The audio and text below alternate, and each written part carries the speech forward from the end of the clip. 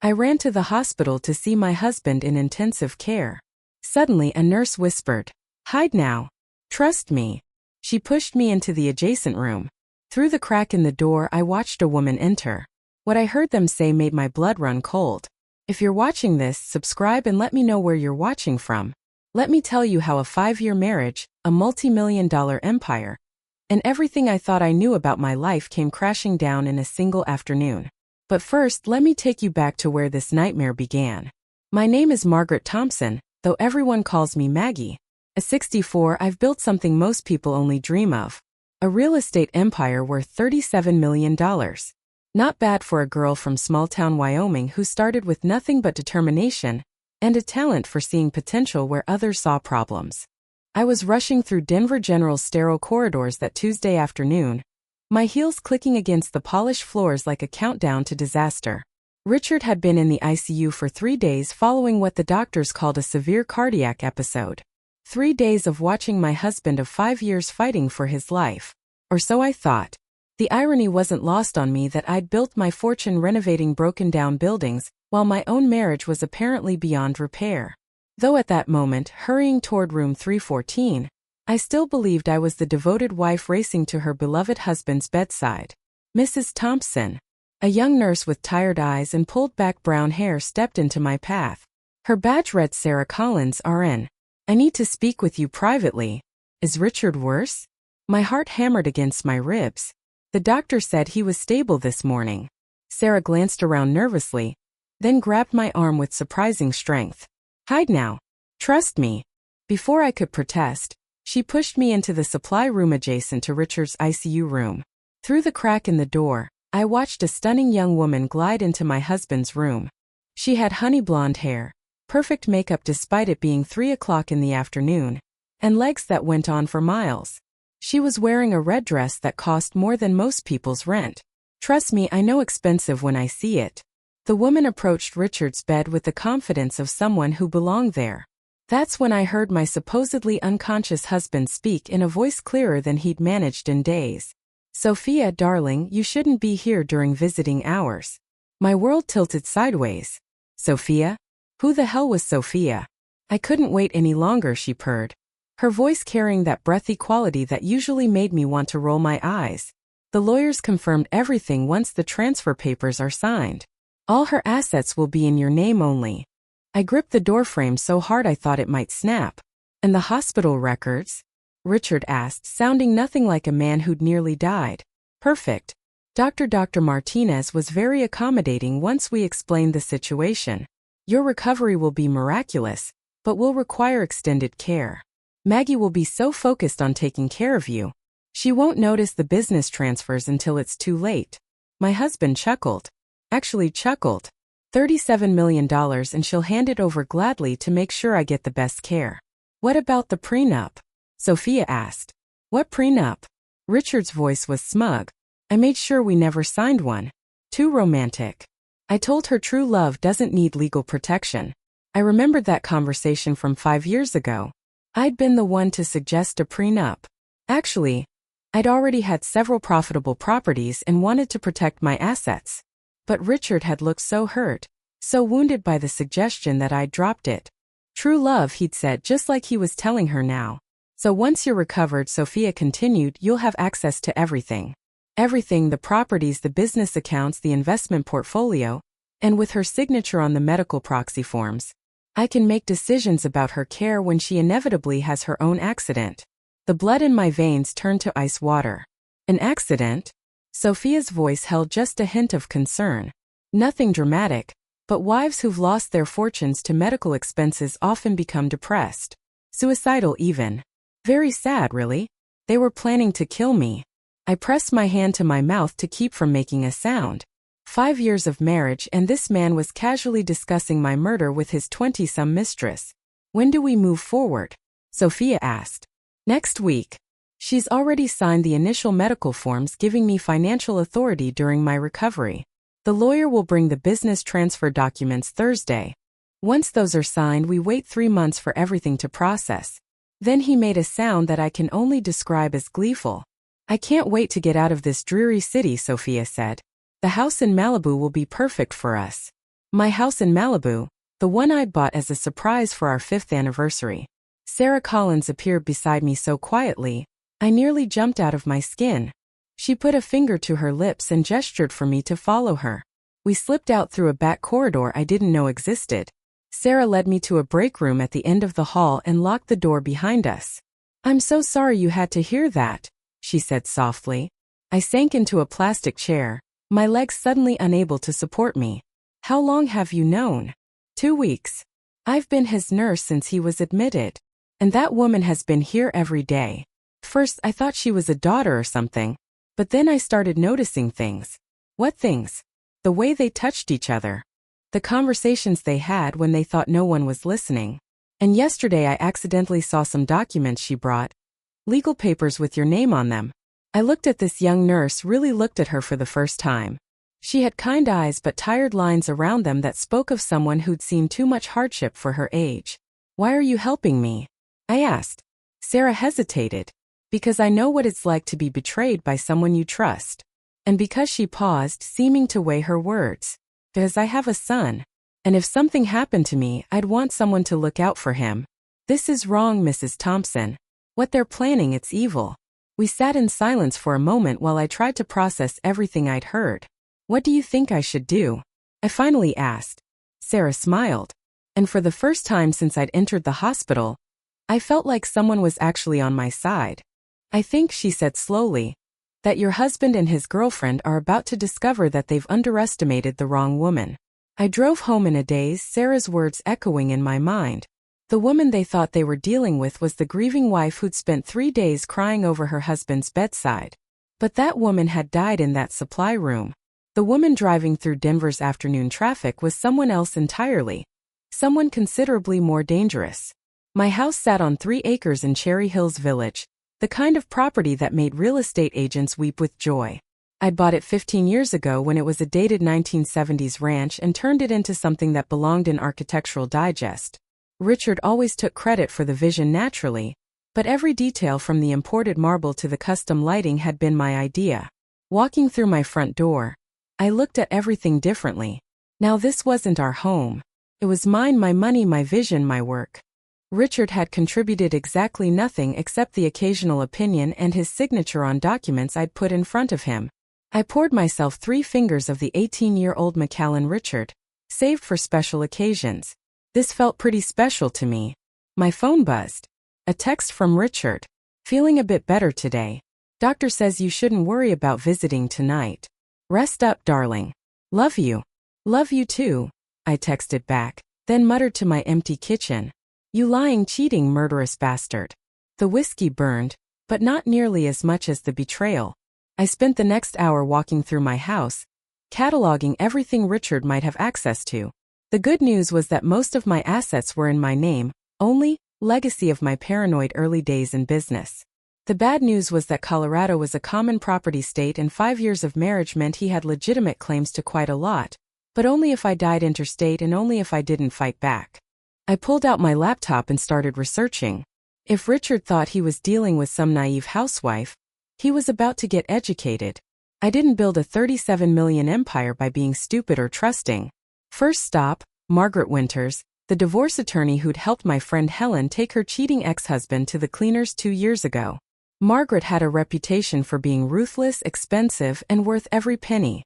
"Mrs. Thompson," Margaret's secretary said when I called, "I'm afraid Margaret is booked solid this week. Tell her it's an emergency consultation regarding a case worth $37 million. If she can see me tonight, I'll pay her double her usual rate."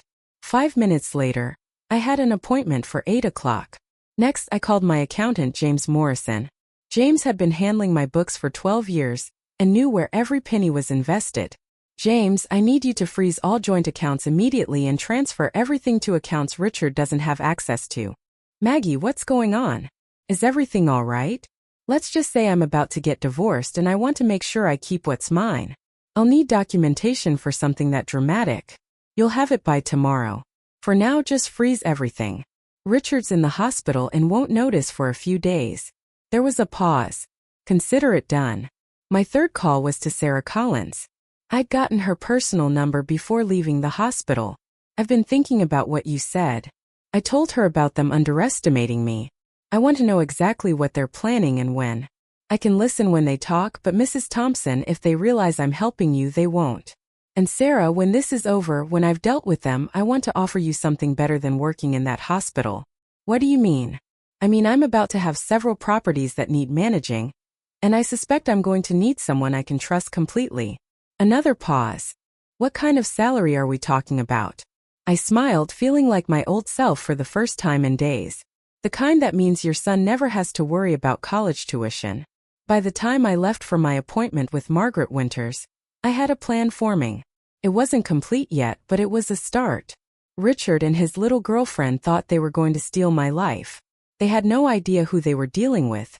Margaret Winters looked exactly like what you'd want in a divorce attorney. Sharp, well-dressed, and capable of cutting a man's assets in half with surgical precision.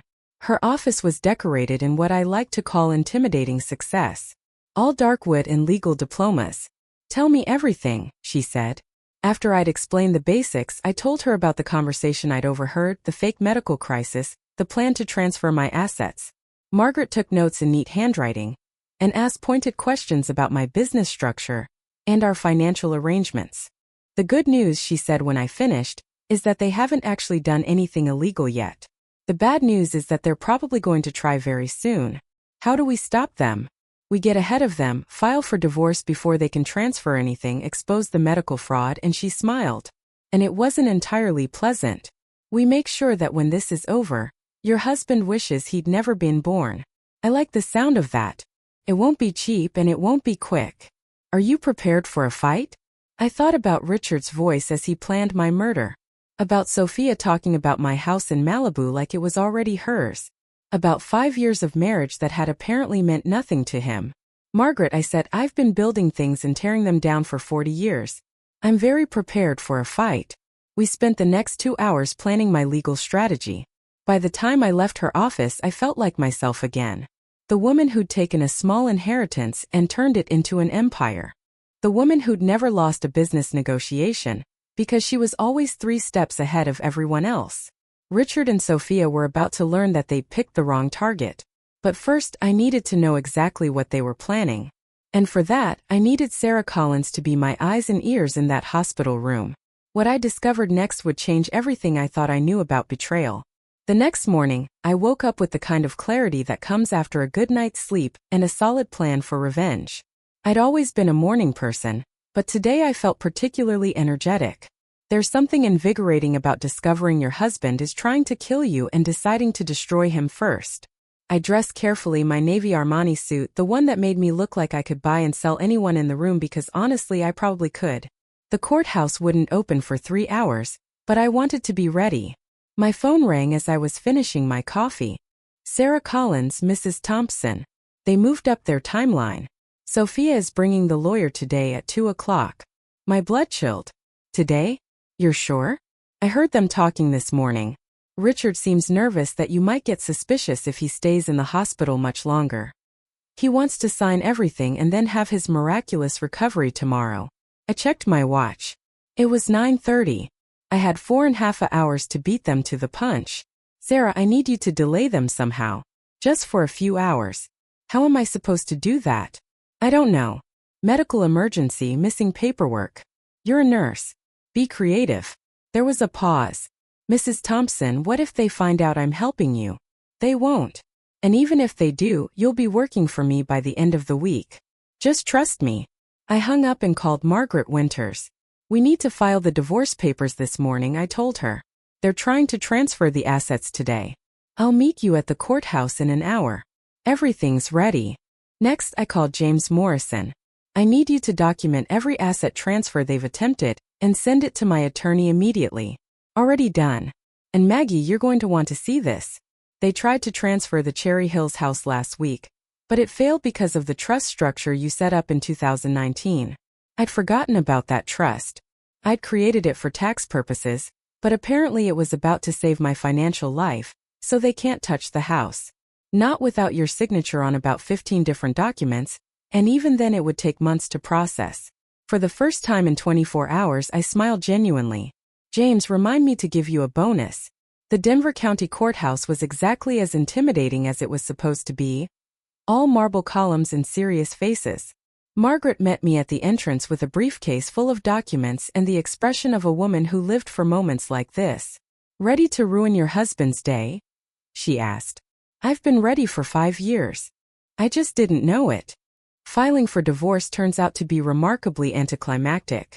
A lot of paperwork, some official stamps, and suddenly you're legally separated from someone you've shared a bed with for 5 years. The court clerk, a middle-aged woman with sympathetic eyes, processed everything with professional efficiency. "These will be served this afternoon," Margaret told me as we walked back to our cars. "Your husband won't be able to transfer any assets after that without court approval." "What about the medical fraud?"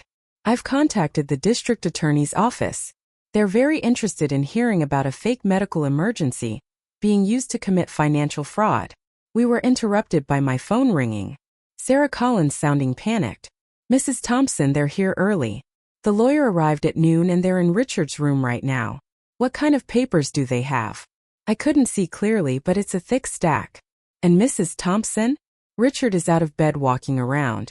He's not even pretending to be sick anymore." I felt a surge of fury so strong it nearly knocked me over. "Sarah, I need you to do something for me. Can you get close enough to take photos of the documents?" "I think so. But what if they catch me?" "They won't. And Sarah, whatever happens, you keep yourself safe. Don't take any risks." After hanging up, I turned to Margaret. "They're signing the papers right now."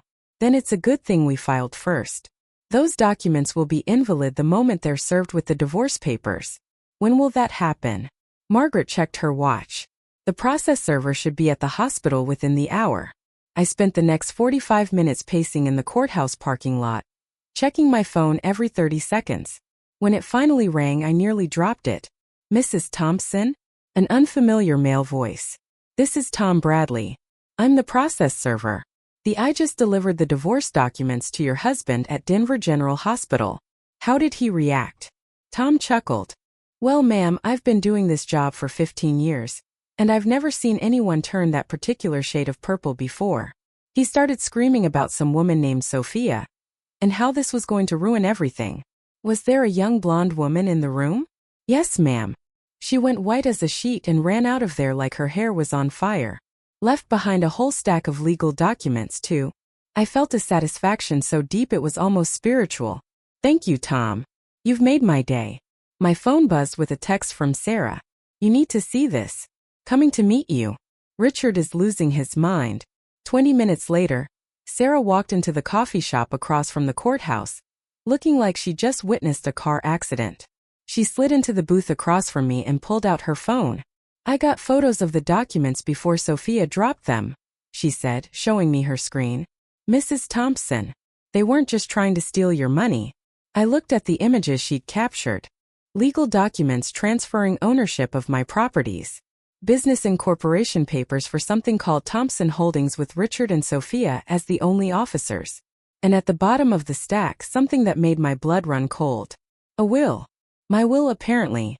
Leaving everything to my beloved husband, Richard, in the event of my tragic suicide due to overwhelming grief. "They had already written my suicide note," I said, my voice barely a whisper. Sarah nodded grimly. "And Mrs. Thompson?" I overheard them talking about the timeline. They were planning to complete their plan this weekend. This weekend? They were going to kill me this weekend. I stared at the photos of my forged signature on documents I'd never seen, at the suicide note written in handwriting that wasn't mine, but was close enough to fool anyone who didn't know me well. "Sarah," I said finally, "I think it's time we called the police." But as I reached for my phone, it rang again. Richard's name on the screen. "Hello, darling," I answered, my voice sweet as honey. "You," he snarled. "You conniving suspicious, do you have any idea what you've done?" "I have some idea," I replied calmly, "though I'm curious to hear your perspective. 5 years of marriage, and this is how you repay me, having me served with divorce papers while I'm fighting for my life in the hospital." "Fighting for your life?" "Richard, honey, I saw you walking around that room this afternoon. Unless cardiac patients have made remarkable medical advances in the last 24 hours. The silence on the other end was deafening. "Oh, Richard," I added sweetly, "you might want to let Sophia know that forging someone's signature is a federal crime." The FBI takes that very seriously. I hung up and turned to Sarah, who was staring at me with something approaching awe. What happens now? She asked. Now, I said. We make sure they pay for what they tried to do. And then we build something better from the ashes of their stupidity.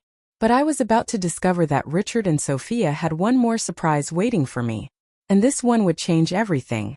The police detective assigned to my case was a woman named Elena Rodriguez, a no-nonsense professional in her 40s who looked like she'd seen every kind of human stupidity and wasn't impressed by any of it. We met at the downtown precinct Thursday morning, and I brought everything. The photos of the forged documents, recordings of Richard's threatening phone calls, and a detailed timeline of their fraud. Mrs. Thompson, Detective Rodriguez said after reviewing everything, this is one of the more elaborate financial fraud schemes I've seen.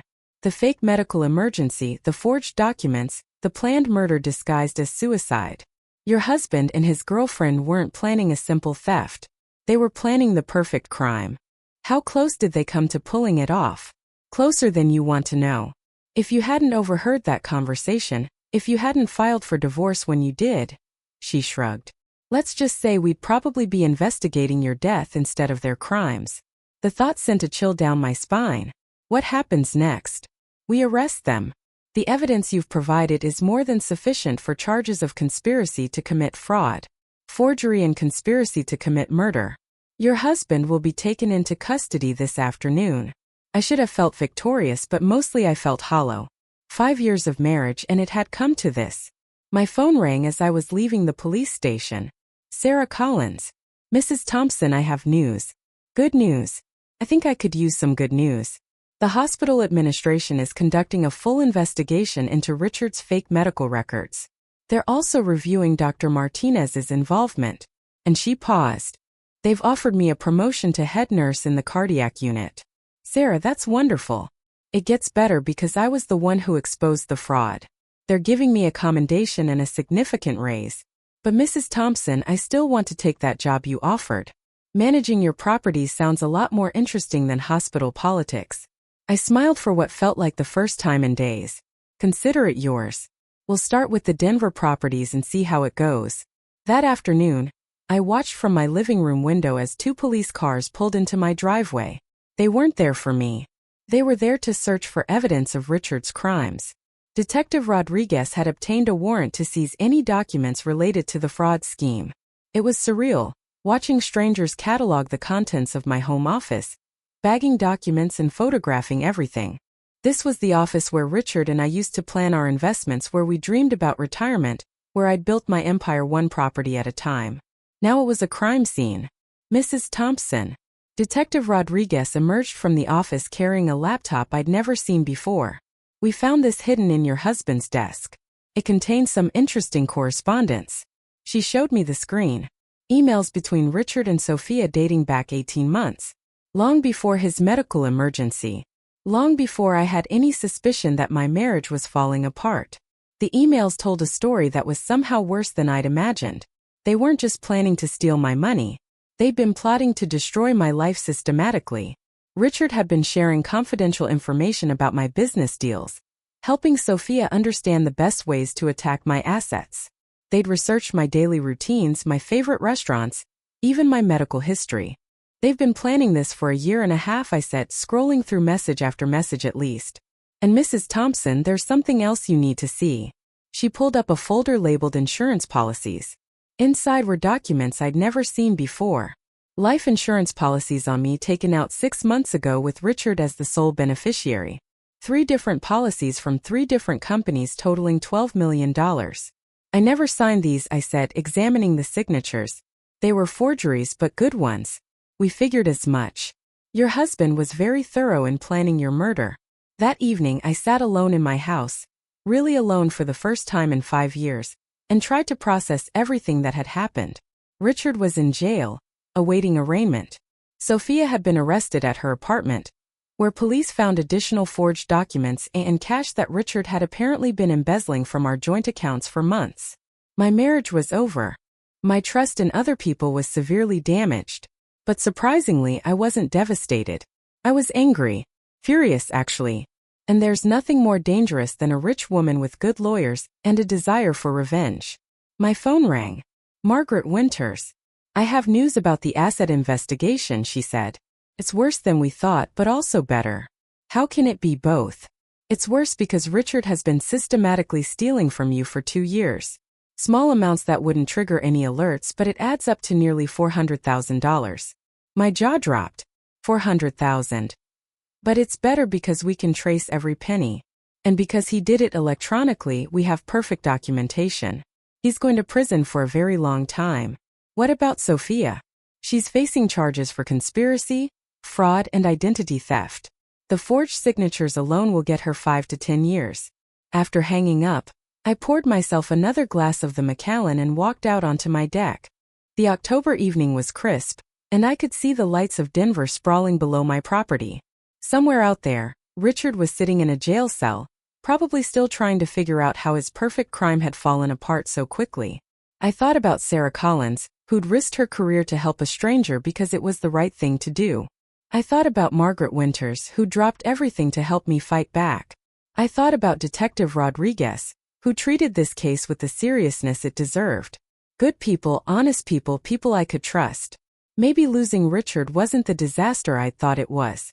Maybe it was an opportunity to build something better. My phone buzzed with a text from an unknown number. This isn't over, I'll make you pay for this. Sophia apparently was out on bail and feeling communicative. I smiled and forwarded the message to Detective Rodriguez. Then I typed back looking forward to it. By the way, threatening a witness is another felony. See you in court. 3 minutes later my phone rang. Detective Rodriguez. Mrs. Thompson will have officers at your house within 10 minutes, and I'm putting a rush on revoking Sophia's bail. Thank you, Detective. Thank you for forwarding that message. Some criminals just can't help making our jobs easier.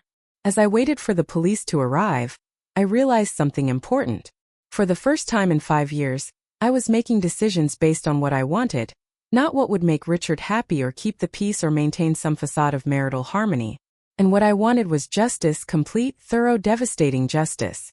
They'd picked the wrong woman to cross, and they were about to find out exactly how expensive that mistake was going to be.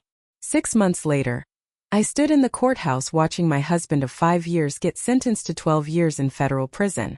Richard had aged considerably since his arrest. The silver hair had gone completely white, and the confident businessman I'd married had been replaced by a man who looked small and defeated in his orange jumpsuit. Sophia got 8 years, and watching her led away in handcuffs felt better than I cared to admit. The young woman who'd thought she could steal my life was about to discover what life behind bars was really like. But the real satisfaction came from what I'd built in the aftermath of their attempted destruction. Thompson Properties has acquired 16 new buildings in the last 6 months. Sarah Collins reported during our weekly meeting. She'd taken to property management like she was born for it, and her hospital experience had given her excellent skills in dealing with difficult people and complex logistics. 16. I raised an eyebrow. I thought we were being conservative. Sarah grinned. She'd changed considerably since leaving the hospital. Gone were the tired scrubs and exhausted expression, replaced by sharp business attire, and the confidence that came from being very good at something you loved. We were conservative, but when word got out that Richard Thompson was a fraud who'd been embezzling from his wife's business, 3 of his former clients came to us with properties they'd been planning to sell to him.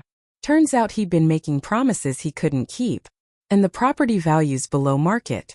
Everyone, they just wanted to get rid of them quickly and quietly.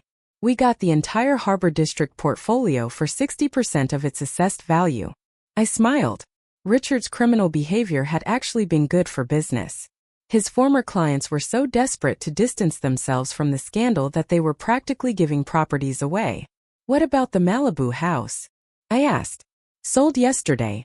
Final price was $3.8 million, which was $400,000 above asking price. Apparently, houses with infamous histories sell well in California.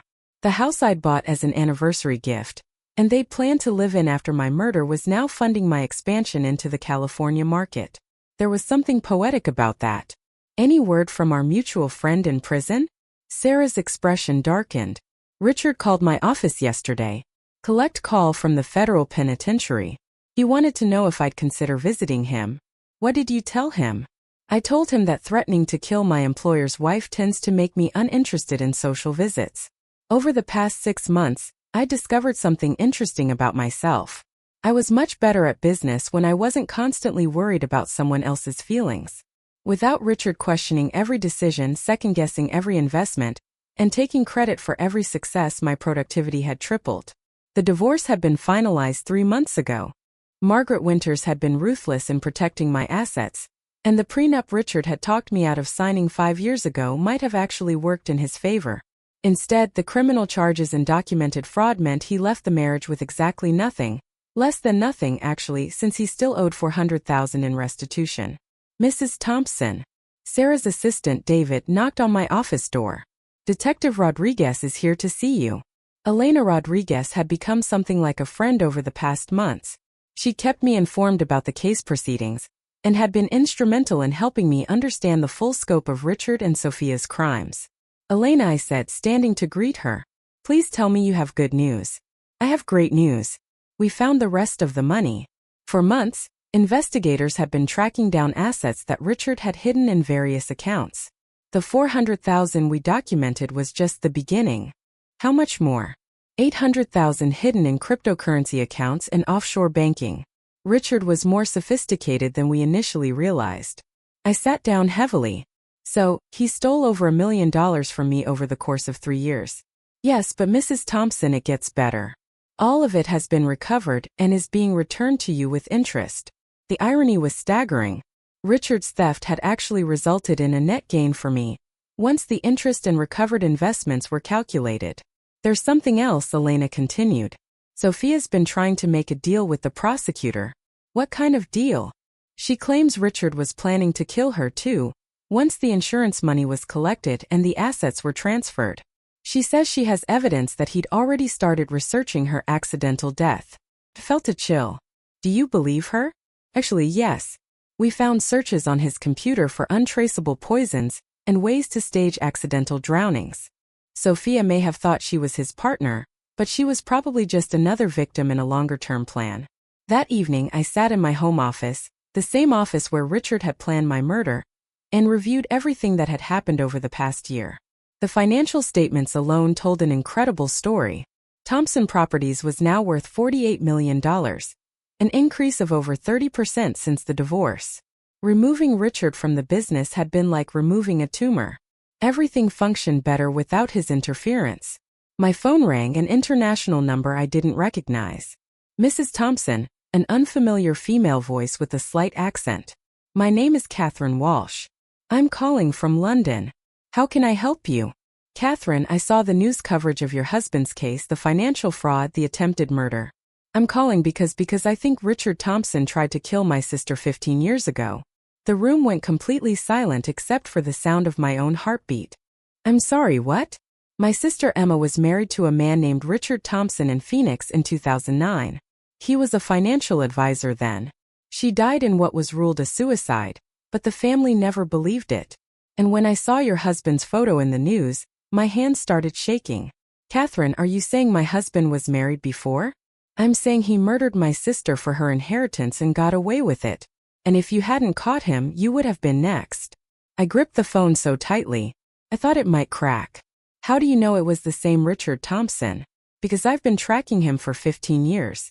The photo in the Denver Post is definitely him. He looks older, but it's him. Mrs. Thompson, your husband is a serial killer. The conversation continued for another hour. Catherine Walsh painted a picture of Richard as a methodical predator who targeted wealthy women, married them quickly, and then killed them for their assets. Emma Walsh had been his first known victim, but Catherine suspected there were others. I've hired private investigators over the years, but he was always too careful, too clever. Until now, what changed? You caught him. You survived, and now we have evidence, documentation, proof of his methods. Mrs. Thompson, would you be willing to help me get justice for my sister? I looked around my office at the business I'd built, at the life I'd reclaimed from the ashes of Richard's betrayal. Catherine, I said, I'd be honored to help you destroy him.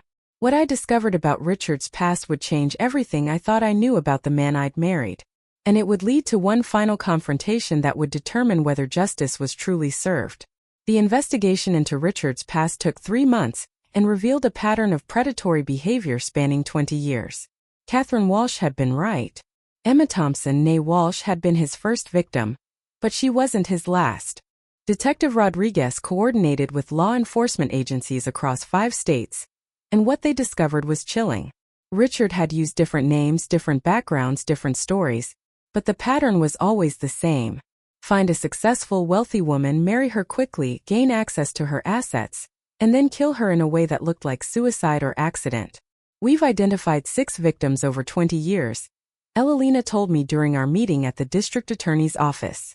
Emma Walsh in Phoenix in 2009, Linda Martinez in San Antonio in 2011, Carol Stevens in Austin in 2013, Jennifer Burke in Oklahoma City in 2016, Michelle Davis in Kansas City in 2018, and you were supposed to be number 7 in Denver in 2024. I stared at the photos of the women spread across the conference table. They all looked successful, confident, happy in their final photos. They all looked like me. How did he get away with it for so long? He was smart. He never stayed in the same state twice. He changed his approach slightly each time, learned from any mistakes, and he was patient. He'd take years to research potential targets before making contact. Research. Elena pulled out a thick file. We found his planning documents hidden in a storage unit. He'd been tracking you for 5 years before you ever met him, studying your business patterns, your social life, your routines. He knew more about you than most of your friends did. The thought was nauseating. 5 years of being watched, studied, analyzed like a business acquisition. How did he choose his targets? Successful women in their 50s or 60s, usually divorced or widowed, always with substantial assets and limited family ties. Women who were lonely enough to fall for a charming man, but too proud to admit they needed help. That described me perfectly when I'd met Richard 5 years ago. I'd been 59, recently divorced from my first husband, building my real estate empire, but feeling isolated and lonely. Richard had seemed like a miracle, a successful businessman who shared my interests and supported my ambitions. Now I realized he'd been playing a role, becoming exactly what I needed him to be. What happens next? The families of his other victims are pressing for reopened investigations. With the evidence we've gathered from your case, we can build murder charges for at least 3 of the previous deaths. Will that be enough to keep him in prison? Elena smiled grimly. Mrs. Thompson, if we can prove even one additional murder, your ex-husband will never see the outside of a prison cell again. That afternoon, I met with Catherine Walsh, who had flown in from London to coordinate the investigation. She was a successful attorney in her 50s with the same determined expression I'd seen in my own mirror. "Thank you for doing this," she said over coffee. Emma was my older sister, my best friend. She was brilliant, successful, and she deserved so much better than what he did to her. What was she like? Catherine smiled sadly. She was a lot like you, actually. Strong, independent, built her own business from nothing. She was an architect, specialized in sustainable housing. She would have loved what you've done with your properties. We spent 2 hours going through Emma's case file. The parallels to my own experience were frightening. The whirlwind romance, the quick marriage, the gradual isolation from friends and family, and finally the suicide that left Richard as the sole heir to her estate. The difference, Catherine said, is that Emma trusted him completely. She never suspected anything until it was too late. How do you know? Because she called me the night before she died. She said Richard had been acting strange, pressuring her to sign some documents, and she was thinking about getting a second opinion from a lawyer. She never got the chance. That evening I received a call that changed everything. "Mrs. Thompson, this is Lieutenant Sarah Morrison with the Federal Bureau of Prisons. Your ex-husband would like to meet with you. Richard wants to see me. He's claiming he has information about additional crimes that he's willing to share, but only with you." I was quiet for a long moment. What kind of information? He won't say. But Mrs. Thompson, you should know that he's been placed in protective custody. Apparently, word has gotten around about his crimes, and inmates don't take kindly to men who murder women. 2 days later, I found myself sitting across from Richard Thompson in a federal prison visiting room. He looked terrible, thin, pale, and nervous in a way I'd never seen before. The confident man who tried to kill me had been replaced by someone who looked genuinely afraid. "Hello, Maggie," he said quietly. "Richard, We stared at each other across the metal table for a long moment. "I suppose you're here to gloat," he said finally. "Actually, I'm here because you said you had information about other crimes." His expression shifted, became more calculating. "I do, but I want something in exchange." "You're not in a position to negotiate." "Think I am. The information I have could solve several cold cases and bring closure to multiple families. That has to be worth something." I leaned forward. "What do you want?" "A transfer to a minimum security facility. Better protection from the other inmates." And he hesitated. "I want you to know that I never meant for it to go as far as it did with you." The audacity was breathtaking.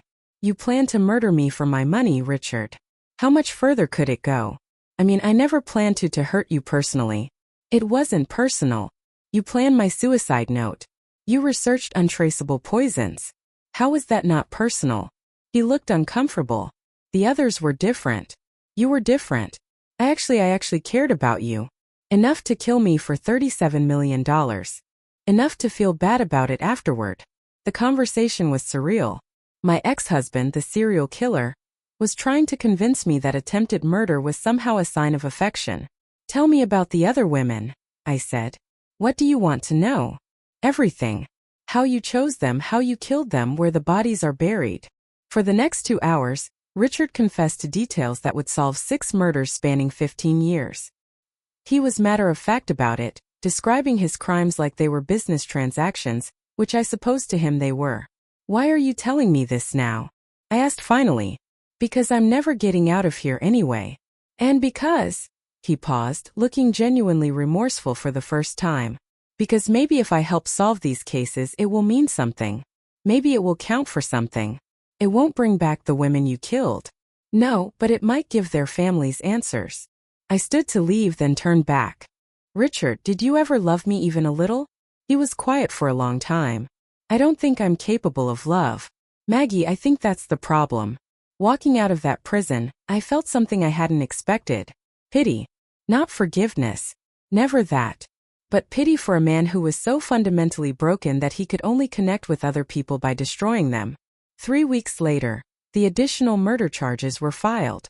Richard pleaded guilty to 6 counts of first-degree murder in exchange for life in prison without the possibility of parole. Catherine Walsh called me the day the plea was finalized. "It's over," she said, and I could hear tears in her voice. "After 15 years, Emma finally has justice." "How do you feel?" "Exhausted, relieved, grateful, and angry that it took so long." "I understand. Mrs. Thompson, I want you to know that what you did, catching him, stopping him, it saved other women's lives. He would have kept killing if you hadn't been strong enough to fight back." 6 months after Richard's sentencing, I stood in the conference room of Thompson Properties, looking out at the Denver skyline. The company now employed 47 people and managed properties worth $83 million. Sarah Collins knocked on my door.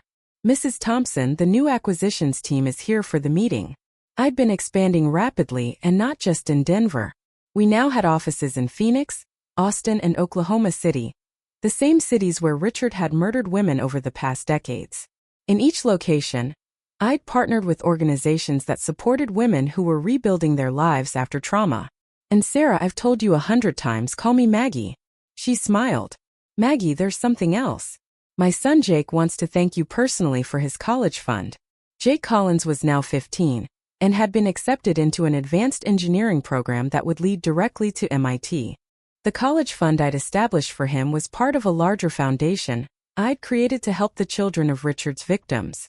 "Tell Jake he's earned it with his grades." "I will. And Maggie, thank you for everything." That evening I sat on my deck with a glass of wine, watching the sunset over the mountains. My phone buzzed with a text from Detective Rodriguez.